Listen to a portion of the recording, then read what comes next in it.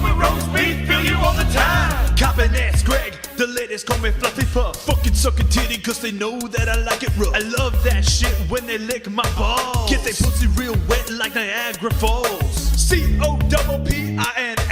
Gonna drink some beers, gonna smoke some grass, gonna scrape your knees, gonna make you shout. In, out, that's what I'm all about. Fill you up with roast beef, pickles on the side. Fill you up with roast beef, pickles on the side. Fill you up with roast beef, pickles on the side. Fill you up with roast beef, fill you all the time. H-Kill, the ladies call me every day. Wanna F my D, wanna give me an HJ. Up on the stage with the roast beats. Down on the floor, getting blown like leaves. Roast beats fill you up, make you do the dance. Check your breakfast out, cause unlike Lance, H-Kill 2 nuts on a box of Wheaties. I rhyme so sweet, give you diabetes. Fill you up with roast beef, pickles on the side. Fill you up with roast beef, pickles on the side. Fill you up with roast beef, pickles on the side. Fill you up with roast beef, fill you all the time. Be fresh, the ladies call me Sugar Bear. I walk in the room and they're down to their underwear. I take off my clothes and it's just so astounding. Turn on the stereo, the bass starts pounding.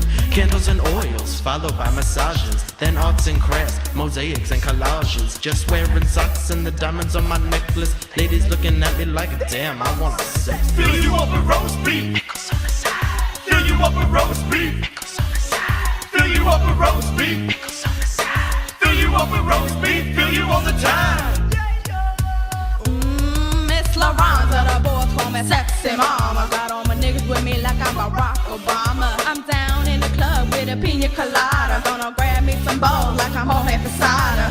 Roll up in the club with my girl Bianca. I need me some chocolate like I'm Willy Wonka. Gonna get real drunk like John Belushi. Nigga, give it to me raw like sushi. Fill me up with roast beef, Pickles in your mouth. fill me up with roast beef. Pickles in your mouth. Fill me up with roast beef. Pickles in your mouth. Fill you up with roast beef, fill you all the time. Ladies and gentlemen, attention please. Roast beef and Laronda with extra cheese. H-Kill, Cop ass Greg, Bob and Fresh. don't check your dial, this is not a test. This is real shit pumping through your headphones. Make you touch and feel shit when we on microphones. Throw your motherfucking hands in the motherfucking sky. fix your pants to the dance and don't ask why. These niggas can roll with the best of the best. In the club, leather chaps with the bulletproof vest. This is real shit pumping through your headphones. Make you touch and feel shit when we on microphones. This is real shit pumping through your headphones. Make you touch and feel shit when we on microphones. This is real shit pumping through your headphones. Make you touch and feel shit when we on microphones. This is real shit pumping through your headphones. Make you touch and feel shit when we on microphones. Can somebody take care of my chair, please? Shit. In the immediate aftermath of 9/11, we did some things that were wrong. We did a whole lot of things that were right. We've taken control of the oil in the Middle East, the oil that we're talking about. Talking about the significance of the passage of time, right? The significance of the passage of time. So when you think about it, there is great significance to the passage of time in terms of what we need to do to lay these wires, what we need to do to create. We choose truth over facts.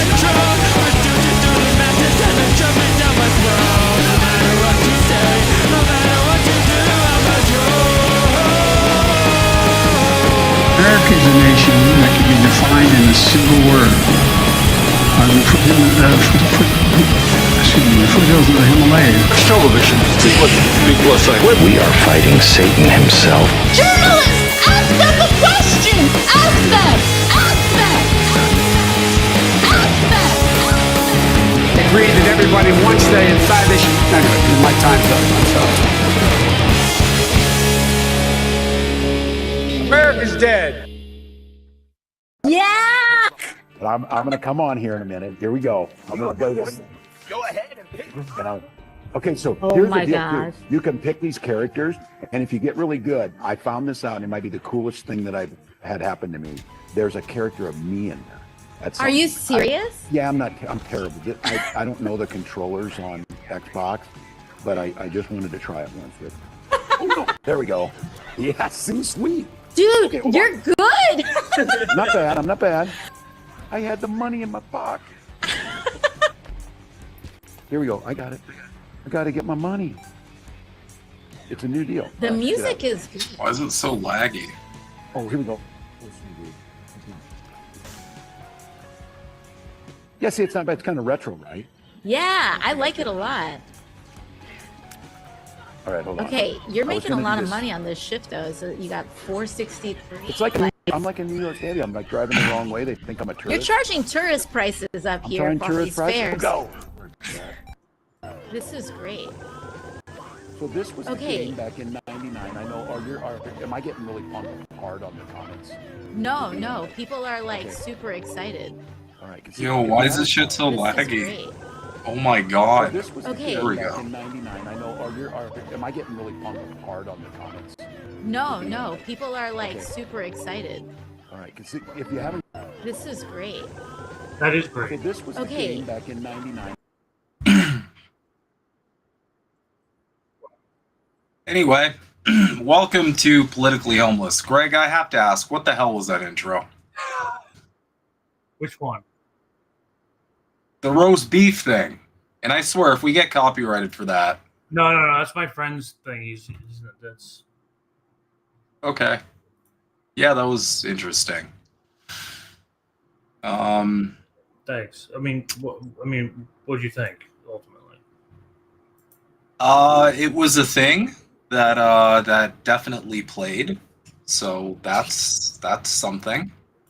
Or were It you was not? definitely a thing. You weren't into it. I don't think they're around anymore, but Okay, well, anyway. Thanks for tuning in, everybody. yeah, We so are... we're exactly 1 week away from the election now, and We are. I really want to place final bets. Like, can someone do a bet with me? I really think Trump is going to win. I really believe they're ushering in Trump because they don't want World War III. I mean, they don't want a civil war. I think they do want a civil war. That's my assumption. But it depends. I mean, the thing is, this campaign, Kamala Harris's campaign, if you really step out from like the forest and look at it from a distance, this didn't have a lot of legs to begin with. I mean, we had a candidate step down. We had another candidate come in at the last moment, and they're trying to like tell everybody who this person is because nobody's really detected a personality in this person as VP. No, they're No budging on the. Kamala Harris is by far the fakest candidate I've ever seen. And I haven't been here for too long, folks. This is the fakest thing I've ever seen in my life. This candidacy, I've never seen anything more fake. I just made a tweet about it. I don't know how anybody's getting off the couch for either of these fucks. Like, I've said it before, but it's like, what are you voting for? A tax cut on your small business? No taxes on tips? Like, what are you voting for? You're not voting for healthcare. You're not voting for any improvement to your material conditions if you're working class. What are people getting off the couch for? Because if we don't vote for one of them, the other one's going to usher in like the end of America, whatever the fuck that means. All right, well, you know what? If you're gonna go in the bag for Trump, I'm gonna say Kamala Harris is probably gonna win in the fakest way humanly possible. She's gonna win by 65 trillion votes. Exactly. I gotta ask though. So as you can expect, I mean, the Kamala campaign is getting pretty desperate. I mean, we just had AOC, so she's going with the genocide. I want to make everything clear, guys. She's 100% for the genocide. Do you understand? Of course she is. She is out here campaigning.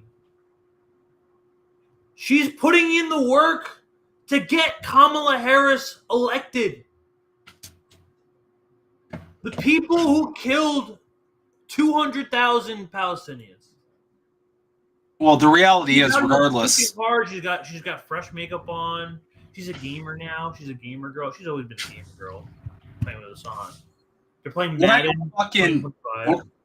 What I don't fucking get is, like, why are they just now floating that Tim Walz is a gamer? Why the fuck didn't you do this the whole campaign? You could have got a lot of people on your side. You could have sold them really hard with something other than like weird reptile. He kind of did. I mean, I genuinely had a friend. So like, he lives in Pennsylvania, so he's not registered to vote in Pennsylvania. He's registered to vote in New Jersey. But he told me that he would vote for Kamala simply because, I mean, this is serious. I mean, he's like, generally left, I suppose. Like, he doesn't like her. He does think she's the lesser evil. Whatever lesser evilism you want to get into there. There's degrees to this shit. Either way, he told me that he would vote for Kamala Harris just because Tim Walz's wife apparently confiscated his Sega Dreamcast at some point.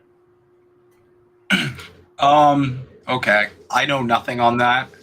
No, apparently he's obsessed with his Sega Dreamcast, like playing with like arcade games and stuff.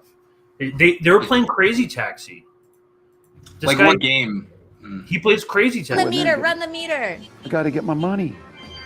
Oh my gosh. How about? You haven't seen any of this? No. Okay, well, this is the juicy part. By having a relaxed setting to talk about serious things, but so that it's not, when things are set up to be so confrontational, it's hard for people to be themselves. Oh, I couldn't agree more. I got a chance. You'd appreciate this because it was in your lovely area. I got to go on a run with an influencer, Kate, and she takes you for a run in Central Park. And she's a really good interviewer, and it's just really relaxed. People are around, but you talk about serious things. And I think the folks who are watching today, a lot of them, there's folks that want to make you cynical about politics rather than make you joyful about it and excited. And why do you get on these things? Because you're in Minnesota, I'm really excited. I've had interactions with kids as we're doing, esports. A lot of opportunities for college. These are game designers as well as game players.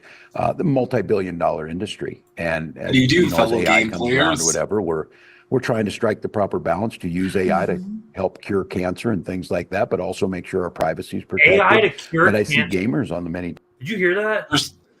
They're still on the whole curing cancer around thing. or whatever. We're trying to strike the proper balance to use AI to help cure cancer and things like that, but also make sure our privacy is protected. But I see gamers on the many times are at the front end of this. They're early adapters. They're, they embrace it. And look, it's a collaborative community and they're competitive, which I don't think is such a bad thing. Yeah, wow. I think so. And I'm on the House AI task force as well, and we talk a lot about this stuff. I'm glad you're on there. I'm glad you're on there. Oh, thank you. No, I'm glad you're on there too. Task force. The AI task force. Has an AI task force. It's something she just pulled out of her ass right there. It's obvious you embrace this. You're listening to people. You're getting feedback from folks who care about, and these are issues that I hope, again, folks they've convinced us to be cynical about this. I hear it all the time. I'm sure you're too. I'm just not into politics. Too bad. Politics is into you. That's right. So you got to do something about it. And I think engaging on this platform, we're in the middle of a pretty busy 9 days here, as you know. Yes, we are. We're going to win this election. We're going to make you put a gavel in your hand in the House, maybe for that committee, so we can get something done. Because we're still waiting on a farm bill. We're still waiting on a budget. We're still waiting on other things that they really should be doing. And I think for your listeners to understand, when you're in the House of Representatives, whoever has the gavel, that's pretty much everything, makes the decision. So if you want folks who are actually have a to-do list and want to get it done, Stay engaged. See, this is why I like you, Governor, because Say you hi. are in the House.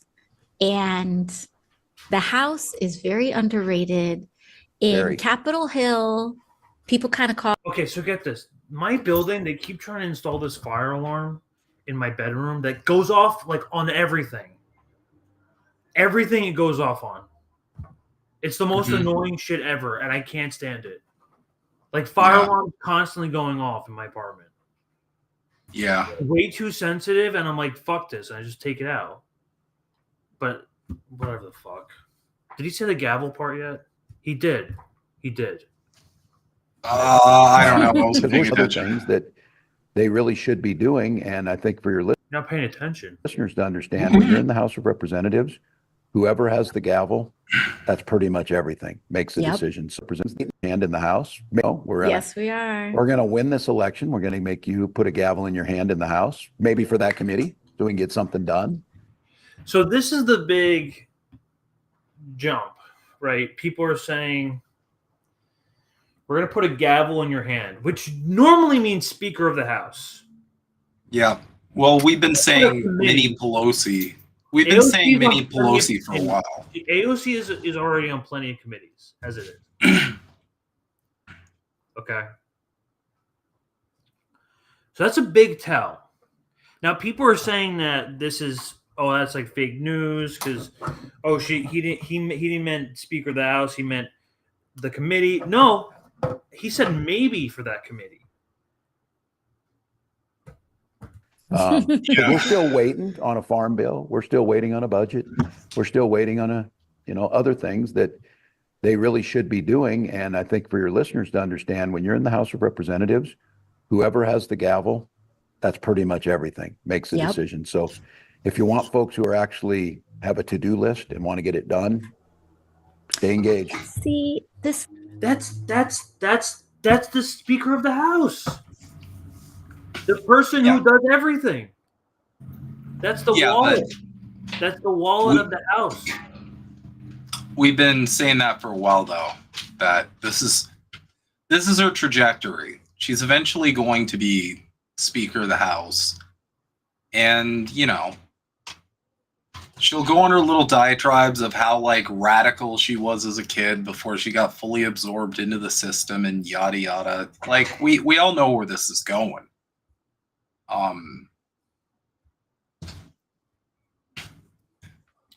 I legit...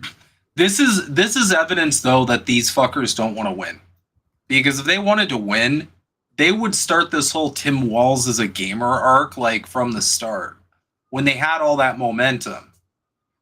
But, instead, they're just floating this, last minute, and nobody seems to even be that into it. Vote. Suddenly, they want the gamer vote.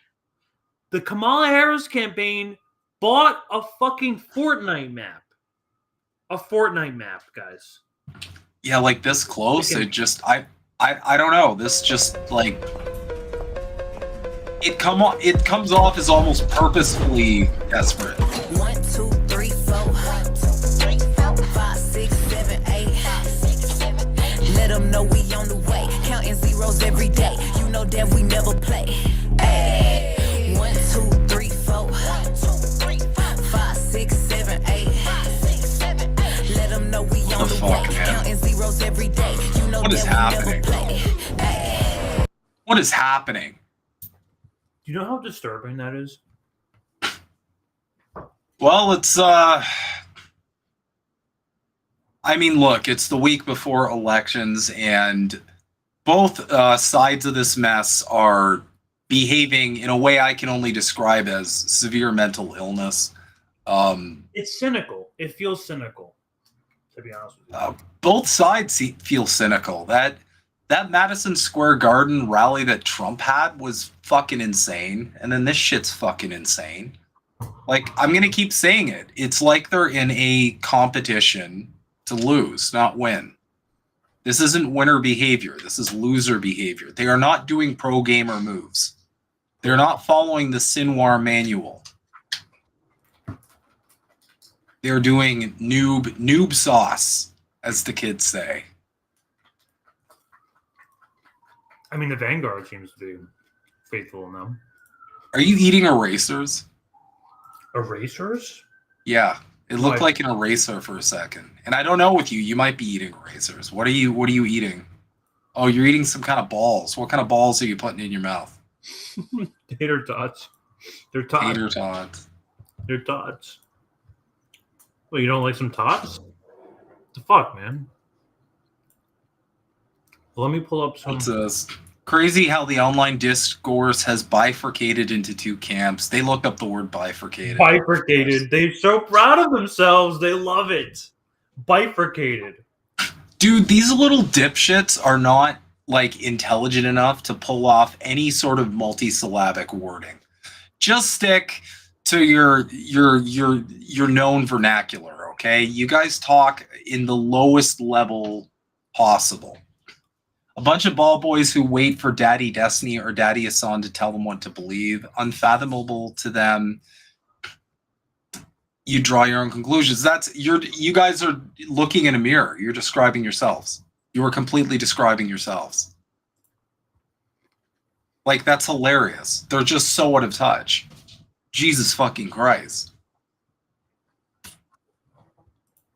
Also, what does it matter? This Like, two camps. Really bad. For us, they want to kill us. And the Palestinians are taught to kill us at 2 years old. They won't let a Palestinian in Jordan. They won't let a Palestinian in Egypt. And Harris wants to bring them to you. They may have good people. I'm sorry, I don't take a risk with people that are taught to kill Americans at 2. I'm on the side of Israel. We know, dude. We know. Thanks. My favorite part of this, though, is when he's like, I'm on the side of Israel. Harris is on the side of the terrorists. And I'm like, no, she's very much on the side of Israel, too. I don't know how much more on the side of Israel you can get. But go off.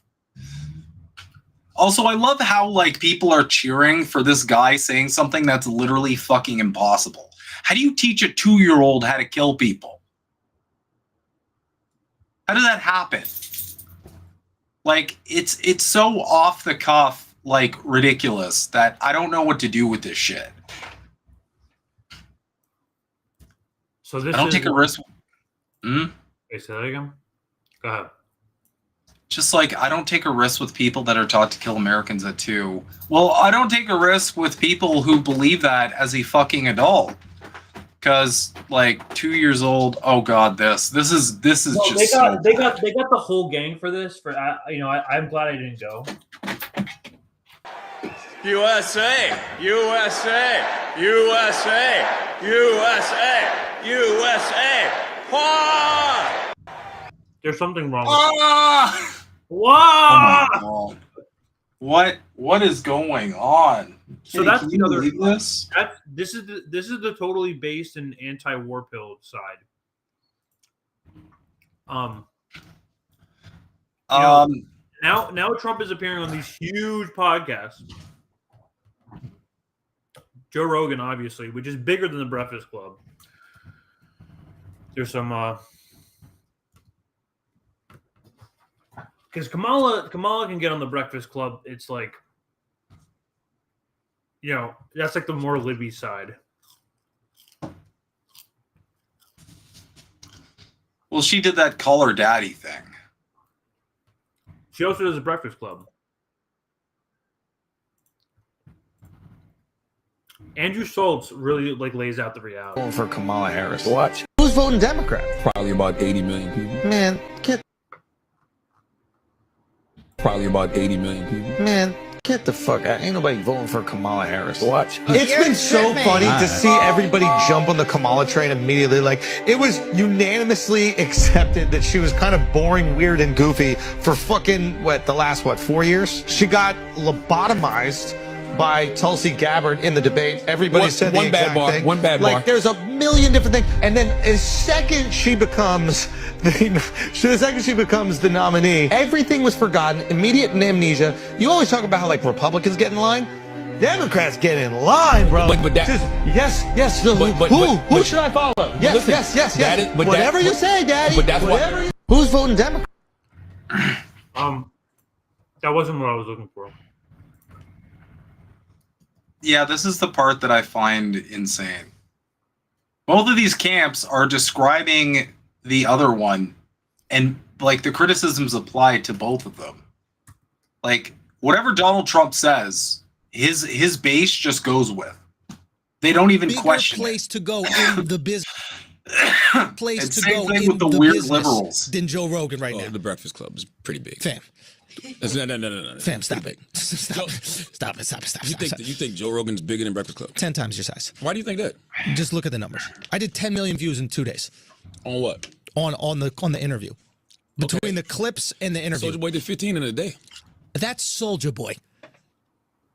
And who was Soulja Boy at that time? Exactly. Soulja Boy is one of the most well-known artists in the world. Hold on, you really think that your platform is bigger than Rogan? Just as big, easily. Come on, bro. Let's look at the recent interviews on Breakfast Club compared to the recent interviews on Rogan. Let's have a nice humbling experience. There's no bigger place to go in the business than Joe Rogan right now. The Breakfast Club is pretty big.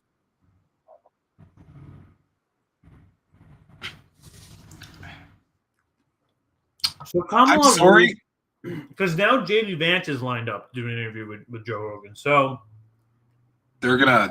Oh man, if Kamala does not dedicate herself to this, it's over. It's over. And she can't. This is a political liability. She cannot go on Joe Rogan. She'll trip over herself. They requested only an hour. Yeah, but I hate to. This is going to trigger the MAGA people. I'm sorry. I hate both your camps. You're both cultists. You should be dropped into a live volcano. What is this cat doing? What? Anyway. They say I lost, Joe. I won by I lost by I didn't lose. But they say I lost, Joe. I won by I lost by I didn't lose. But they say I lost, Joe. I won by I lost by I didn't lose, but they say I lost, Joe. I won by I lost by I didn't lose, but they say I lost, Joe. Okay, so I do have a bit of a take that's gonna piss off some MAGAs. With the whole Rogan Kamala thing, if you're interviewing a president and they're like, we've got an hour and you're gonna have to come to us, and Rogan's not going to do that, I don't feel like it'll be good, then the hesitation is on Rogan. And I think that's because deep down he's got it in the bag for Donald, obviously. I don't think anybody can discount that, but I don't see it the same way as oh, Kamala declined, blah, blah, blah. The thing is, if you get an hour with a presidential candidate, you just take the fucking hour. Who cares? It's not like she'll be able to last the hour anyway.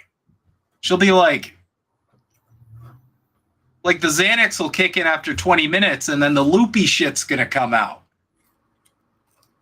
Maybe offer her a blunt or something. Get her all fucked up so she starts talking about Area 51 and shit. Also, why didn't he mention Area 51? Why does no president want to talk about Area 51? It's very suspect to me. I want to be clear, Trump is really not. He's actually pretty wild himself. It's actually pretty kind of wacko. Did you just float out the idea of getting rid of income taxes and replacing it with tariffs? Well, okay. Were you serious about that? That's like the 1880s economy. You realize that? It is also hands down the dumbest economic idea I have ever heard in my fucking life. Ever. Stupid as fuck. But why not? Because people are cheering for this. They don't understand it. Guys. Why not? Guys. The country isn't paying anything. And it's brain dead for multiple reasons. But one of the biggest reasons is that in order for this to even somewhat work, you need a country that produces shit. America doesn't produce shit.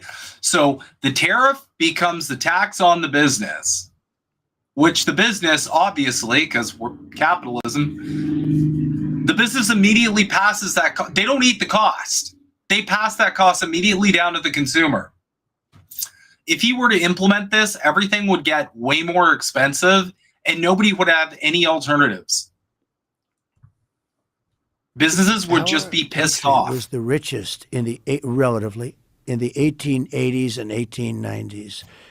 A president who was a He literally references the 1880s and the 1890s economy when everyone was poor.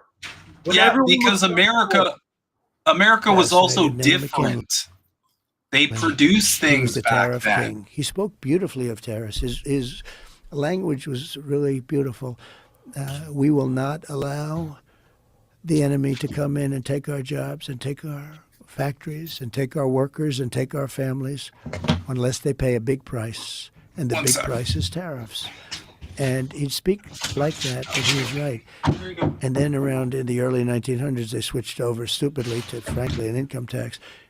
And you know why? Because countries were putting a lot of pressure on America. We don't want to pay tariffs. Please don't. You know, they, believe me, they control our politicians. If you look at the kind of numbers that these guys make then and now, but we had a commission meeting in the I think it was 1887. Think of this problem. We were so rich. We had so much money. We didn't know what to do. So they set up a blue ribbon commission on tariffs. And the sole purpose is what to do with all the money we had. We were so rich because we were taxing other people for coming in and taking our jobs. No, we weren't doing that. That's not how tariffs work. You fucking baboon. The amount of people who are bending over backwards to defend this unbelievably brain dead take is I have no words other than it's very depressing. You should be concerned. Everybody should be. What the fuck, man? Oh my lord. So I'm just gonna call it, guys. This is just my direction. What are you calling? I'm just gonna call it again. Record low turnout. Nobody's getting off the couch for this shit. Sorry. One of them might win. One of them's gonna lose. This is a pretty lame election. So, okay. And I want to make this because I like calling things. You know, I like predicting things. We're tomorrow's news today, after all, right? Mm-hmm. I think there's something behind this. Third Temple Trump to be ushered in as a new U.S. president. It only makes sense. It only makes sense. Did a 19th century author really predict Trump's election, Russiagate, and the potential collapse of the country? In the late 1800s, the American lawyer, political writer, and novelist named Isidore Lockwood penned two fantasy novels about a highly imaginative little boy named Wilhelm Heinrich Sebastian von Trump, commonly called Little Baron Trump, and his little wonderful dog Bulger. Little Baron Trump is the main character in both the travels of the adventures of Little Baron Trump and his wonderful dog Bulger, and Baron Trump's marvelous underground journey, which follow a wealthy boy and his dog as they leave Castle Trump to embark on a journey underground to explore the theory that Earth is not solid but inhabited by people who are chased underground. It's a real book. So the boy learned of this theory through a manuscript given to him by his father, A World Within a World. Before leaving Castle Trump and the marvelous underground journey, Baron's father refers to Don as a safe and trusty counselor. The pathway goes to glory and strewn with pitfalls. As Baron goes on a search for the portal, the world with Don as his guide, his travels take him to the Ural Mountains in Russia. So Little Baron Trump and his dog are guided by Don to Russia. And while all this is fascinating, there's one heck of a coincidence. It's Lockwood's third book that really throws everyone for a loop. And the Chicago platform assumes, in fact, the form of legendary propaganda embodies a menace of national disintegration and destruction. The quote, taken from Garrett Hoover's public speech acceptance of the Republican nomination September 10th, 1896, also serves as the epigraph of the book. Also published in 1896 by Insel Lockwood, 1900, or The Last President, which it was stamped by the Library of Congress on September 28th, just 2 weeks before Albert gave that speech. The Last President in New York City on November 3rd, 1896, with the announcement of a newly elected president of the United States who happens to be an outsider candidate, the candidate who represented the common man who would liberate the people from the grip of the bankers and undo the bad business of years to unholy union between barters and sellers of human toil and the lawmakers of the land, aka anti-establishment candidate. The very first page described New York in turmoil over the announcement. The announcement mounted policemen yelling through the streets, "Keep your houses, close your doors, barricade them." The entire East Side is in the uproar. Blah blah blah. Riots in Madison Square. According to Newsweek, Trump Tower now sits on the Fifth Avenue Hotel, where the Fifth Avenue Hotel used to stand. So that's a read. That's interesting. Yeah. With all these things, I always wonder, like, is it the chicken or the egg? Like, does this influence the course of time? Or, you know, you don't really know, but there's people out there, there's ops and there's people out there shilling for Trump. That's kind of like, there's duties on both sides of these things. Just how much like we shit on liberals. There's also a lot of people who are shilling for this new wave technocracy, along with Elon Musk and the showed you. And, I will say, though, if people think Trump's just going to go away because he loses the election, they're mistaken. No, he's going to die, dude. He's like 78. Breaking. Donald Trump has died. So Ian Carroll, who I think it would be a mistake not to refer to him as a Fed at this point. This guy went from shilling to I really wanted to hear him explain it himself. So let's hear it. Enough to play the long con, because I think that anyone that understands the power of the Zionist, network, rally that was sort of organized in affiliation with the RFK campaign, and campaign. Are you directly like working for the RFK campaign anywhere, or were you, or the Trump campaign, or is there any sort of direct connection with you outside of just you being, a curious guy doing this? Yeah. Is there anything more direct? Great question, and I kind of appreciate you framing it here. No, I'm not associated. I'm not affiliated. I've never signed any contracts. I've never been sent or asked to sign any contracts. I have no NDAs of any form related to the RFK campaign or the Trump campaign, for that matter. I was flown to San Francisco by Nicole Shanahan's team to do an interview with her, during which they paid for the flight and the hotel. And the rest of that was more or less on my dime, and we were kind of like sharing meals and stuff like that. But I wasn't paid monetarily for that appearance outside of kind of covering expenses, which is. Do you believe that? I don't. So here's the thing. There's a really easy way for people to get away with this.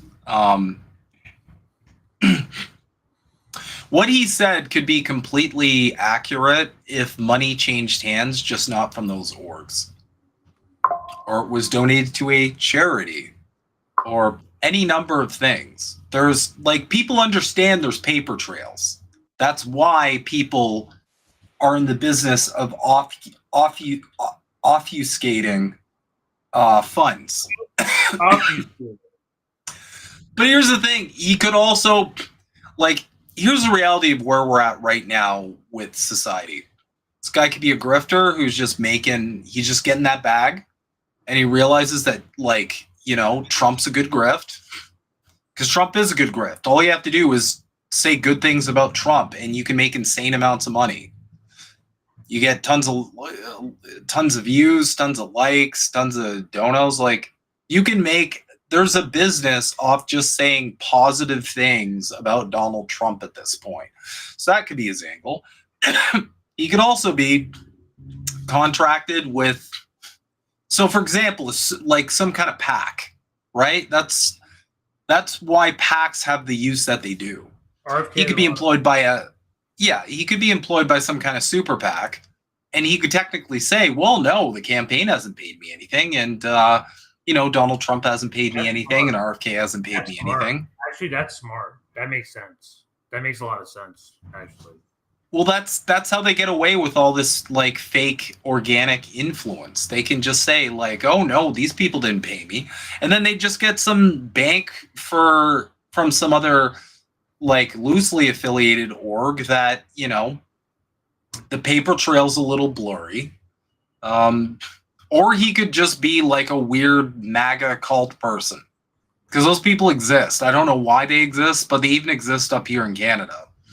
That's the saddest thing. It's like if you're going to be engaging in this level, I've seen in Europe too. If you're going to be engaging in this level of like delusion over a politician and a billionaire on top of that, like the fact that you're doing it for free should be the most depressing part. I got a hard stop at 7.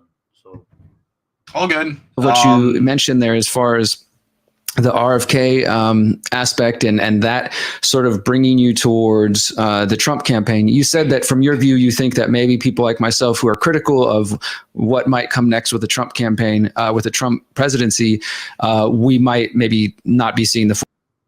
Hold on.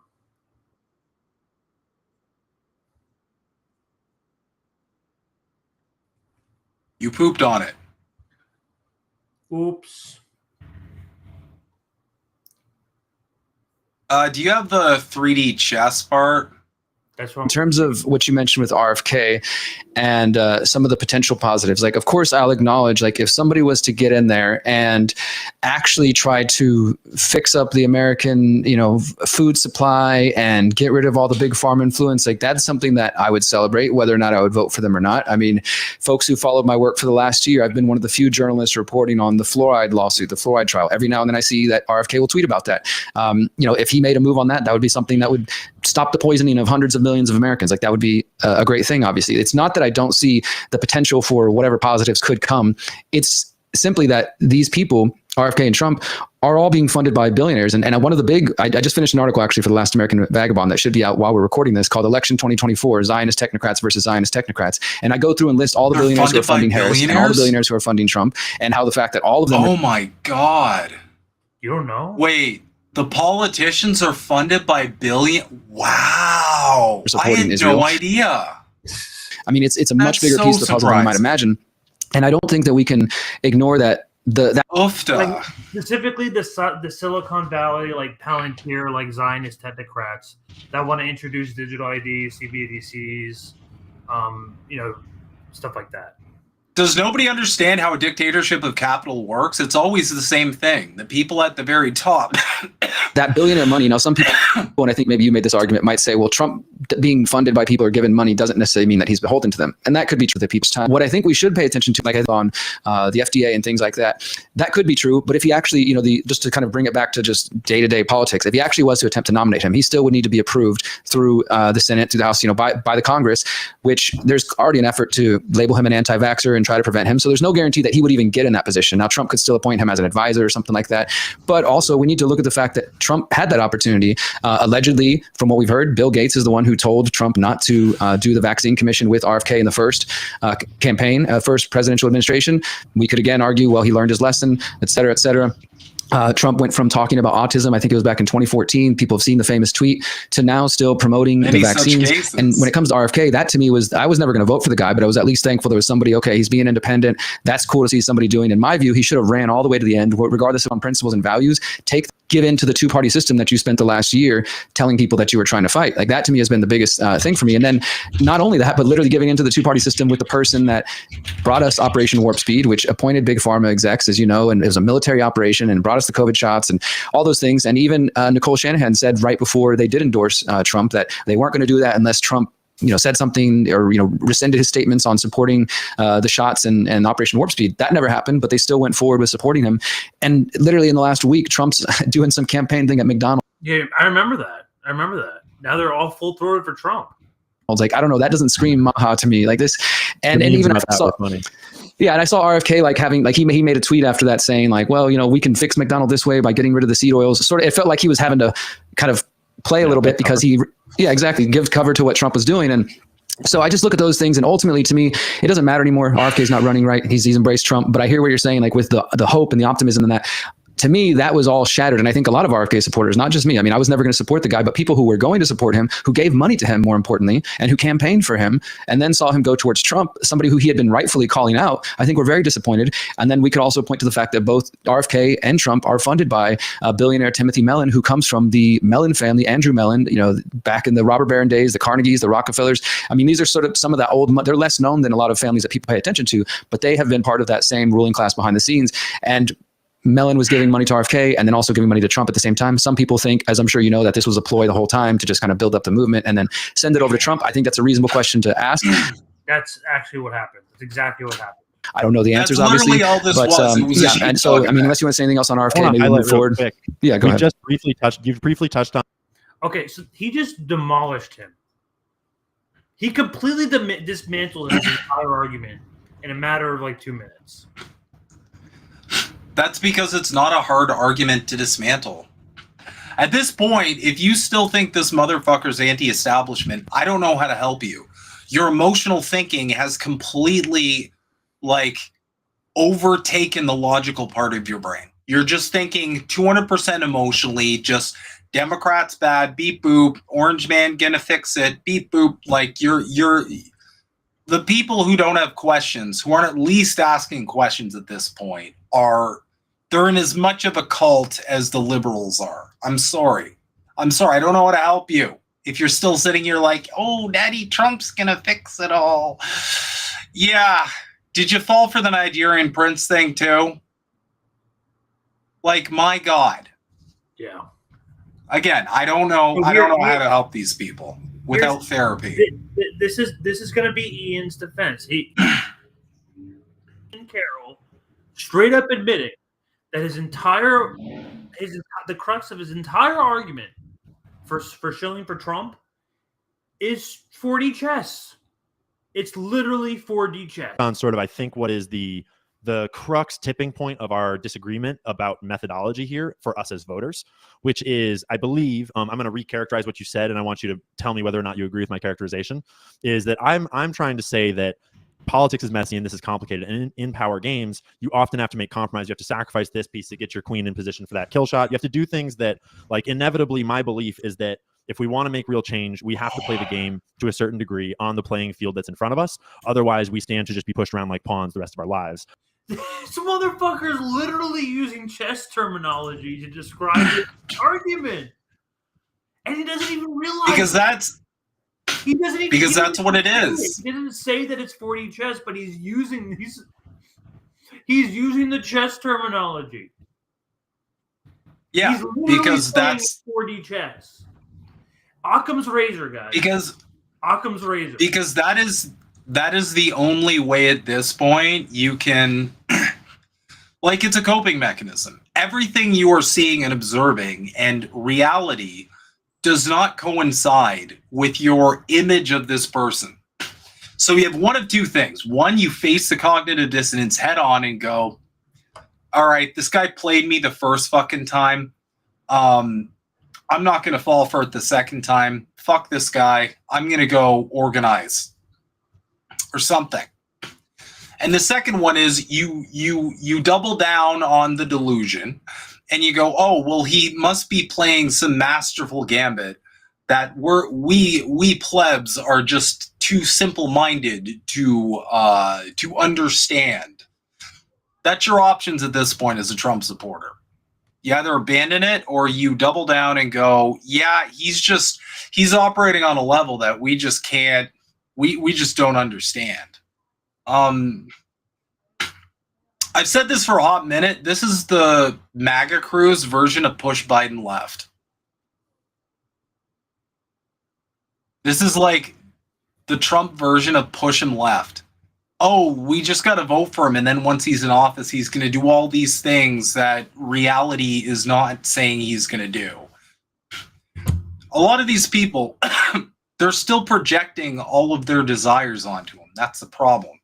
They're still projecting all of their like hopes.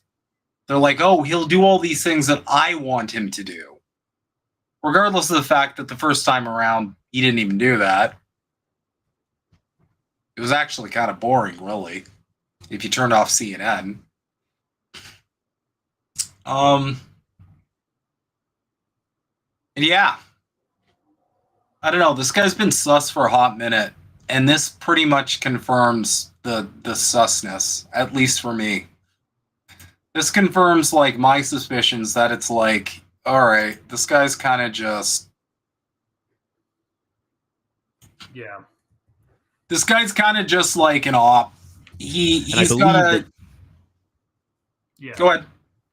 No. I think that's a. Your perspective, which is obviously hardened by a lot more time, on the pavement here, is that doesn't work, and that trying to play within the system is a broken methodology, and there's a better way that is outside of the system and does not include endorsing the two-party political system. And so what you were saying about RFK here, about how like he really gave up on his, he should have pushed his campaign as far as he could have all the way. And my argument to that is that I think he is pushing his campaign as far as he can all the way by sacrificing a great deal of ego and respect in order to get himself as close to a position of power to make as many differences as he can. Is that a fair characterization of what your sort of stance is here and the difference between our stances? Yeah, and I think, we're gonna continue the discussion, but if we were to end right now, that would be the crux, I think, of we're ultimately disagreeing on strategy and approach, and yeah. So I'll let you continue, but that is accurate. So that's pretty much that was the entire thing, and then he just keeps on chilling for Trump with this fucking retarded argument. He's just dumb. He's dumb. Yes, he does. He does. He's part of this technocratic like sphere that's like an influencer sphere that's coming around. I'm telling you guys, this is the biggest Trojan horse operation I've seen in my lifetime. They're taking this vessel that way too many people are resting. They're betting the house on. They're taking this vessel and they are hiding all sorts of horrors inside of this vessel, and they're trying to ram it through the finish line. And the thing is, too, guys, he's not just going to shut the fuck up if he loses. He'll still have those people's ear. Yeah. So, guys, I gotta go. I mean, I have something prior at 8, and I gotta feed this dog, take him for another walk. If you can subscribe to the it's homeless politics on YouTube. Again, we're gonna change the name probably. There's some rebranding we gotta do. There's some shit. Do you want to talk about your plans for after the election? I guess. I mean, I'm gonna take a break from streaming at least, and I'm gonna, I'm gonna like, if I do anything, I'm gonna do like pre-recorded stuff, like short, like TikTok stuff. If I do anything, so I'm gonna be on Twitter and TikTok and all of that. Probably, maybe still post to YouTube, perhaps even. If there's anything like urgent, but like the 2 times a week is a lot. It's a lot. You get, this is a lot of like work to get to, and I got like real life shit to do. I'm 28. I gotta figure out how to make more money. I'm figuring out like life shit too, like what I'm actually like want. So yeah, and then I'm gonna be gone in January. And be overseas. Yeah. So I'm just gonna take a break till like March, I think. Then I'll be back. So yeah. So I think Brooke can fill in whatever you want to do. I don't give a shit. Take whatever you want with this and just like roll with it. But they have a chat display now. Nice. Yeah, they've had that for a while. What do you mean? It's pretty neato. When? Overlay? I don't know when Overlay came in specifically, but it's been there for a hot minute. Okay. Okay. Okay. All right. Yeah. So quick 1 hour stream. Thanks everyone for tuning in. I don't know if you have any like last words. Is Jesse on tonight? Is Jesse? I haven't checked. I've been so fucking busy this week, man. Like, oh my god. Yeah, Just I know. catching up. I have shit to do too. It's like all weekend and fucking stuff. Let's see. There was a supporters list somewhere, but okay. Listen, yeah, here we go.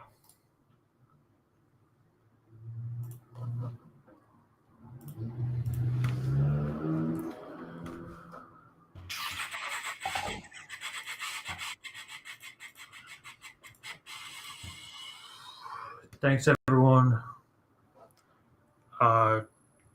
We're demonetized everywhere, so this is all our shit here.